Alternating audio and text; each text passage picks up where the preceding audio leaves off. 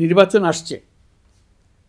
যদি আপনি আপনার নির্বাচনী এলাকা থেকে দূরে বসবাস করেন, তবে এখন থেকে নিয়মিত নির্বাচনী এলাকা পরিদর্শন করুন, যাতে সেরা ব্যক্তিকে নির্বাচিত করতে আপনি প্রস্তুত হতে পারেন। যাদের তাজা রক্তের বিনিময়ে আমরা আমাদের এই অতি মূল্যবান অধিকার ফিরে পেলাম, ভোটটা দেওয়ার আগ মুহূর্তে যেন তাদের চেহারা আমাদের চোখে ভেসে ওঠে। ফেব্রুয়ারি বেশি দূরে নয়। নির্বাচন নিয়ে প্রস্তুতি নিতে নিতেই ভোটের দিন এসে পড়বে। বহু বছর আমরা কেউ ভোট দিতে পারিনি। এবার আমরা সবাই ভোট দেব, কেউ বাদ যাবে না।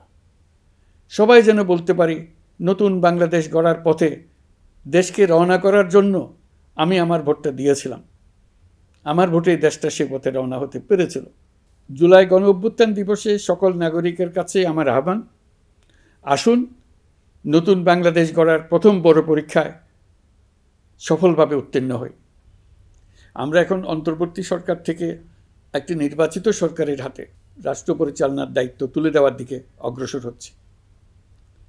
আমরা দায়িত্ব গ্রহণের 4 মাসের মাথায় জাতির উদ্দেশ্যে দেওয়া ভাষণে আমি প্রতিশ্রুতি দিয়েছিলাম 2026 সালের জুনের মধ্যে দেশের আগামী জাতীয় সংসদ নির্বাচন আয়োজন করব। তবে নির্বাচনের আগে আমাদের অত্যাবশ্যকীয় কয়েকটি কাজ সম্পন্ন করতে হবে। এর মধ্যে অন্যতম হল জুলাই ঘোষণাপত্র ও জুলাই সনদ।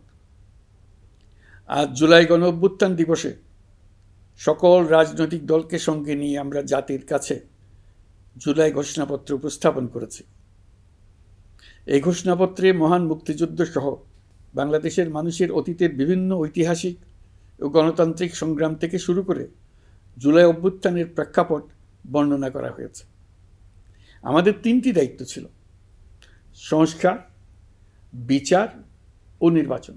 জুলাই অভ্যুত্থানের ছাত্র শ্রমিক জনতা দেয়ালে দেয়ালে যে প্রত্যাশার কথা লিখে রেখেছিল, তার অন্যতম ফোকাস ছিল রাষ্ট্র ব্যবস্থার গণতান্ত্রিক সংস্কার। সেই লক্ষ্যে আমরা বেশ কয়েকটি সংস্কার কমিশন গঠন করেছিলাম। তাদের মধ্যে প্রধান প্রধান সংস্কার কমিশনগুলো যে সুপারিশ পেশ করেছে, সেগুলোর মধ্যে স্বল্প সময়ের মধ্যে আশু বাস্তবায়নযোগ্য বহু সংস্কার আমরা ইতিমধ্যে সম্পন্ন করেছি। এই সংস্কারগুলোর মাধ্যমে অর্থনৈতিক খাত, বিচার ব্যবস্থা ও জনপ্রশাসনে গতিশীলতা আসবে, স্বচ্ছতা ও জবাবদিহিতা বহুলাংশে বৃদ্ধি পাবে, দুর্নীতি, অনিয়ম ও হয়রানি হ্রাস পাবে। দীর্ঘমেয়াদী সংস্কার কাজ বাস্তবায়নের লক্ষ্যে আমরা জাতীয় ঐকমত্য কমিশন গঠন করেছিলাম। এই কমিশনে 30টিরও অধিক রাজনৈতিক দল ও জোট স্বতঃস্ফূর্তভাবে অংশগ্রহণ করেছে, তাদের মতামত দিয়েছে।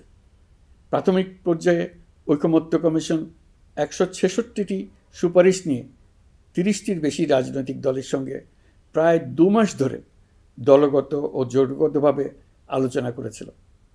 এই প্রক্রিয়ায় যেসব বিষয়ে রাজনৈতিক দলগুলোর মধ্যে ঐকমত্য প্রতিষ্ঠিত হয়েছিল, সেগুলো বাদ দিয়ে কমিশনের পক্ষ থেকে 19টি মৌলিক সংস্কারের বিষয় চিহ্নিত করা হয়। দ্বিতীয় পর্যায়ে 23 দিন ধরে আলোচনা শেষে 19টি বিষয়ের বেশিরভাগ ক্ষেত্রেই ঐকমত্য প্রতিষ্ঠা করা সম্ভব হয়েছে, যদিও কয়েকটি ক্ষেত্রে কিছু কিছু রাজনৈতিক দলের নোট অফ ডিসেন্ট রয়েছে। সংস্কারের ক্ষেত্রে আমরা আমাদের লক্ষ্যে পৌঁছাতে পেরেছি। ঐকমত্য কমিশনের পরিচালনায় দেশের সকল রাজনৈতিক দল মিলে দীর্ঘদিন ধরে প্রতিনিয়ত আলাপ আলোচনার ভিত্তিতে জুলাই সনদ চূড়ান্ত হওয়ার পর্যায়ে এসছে।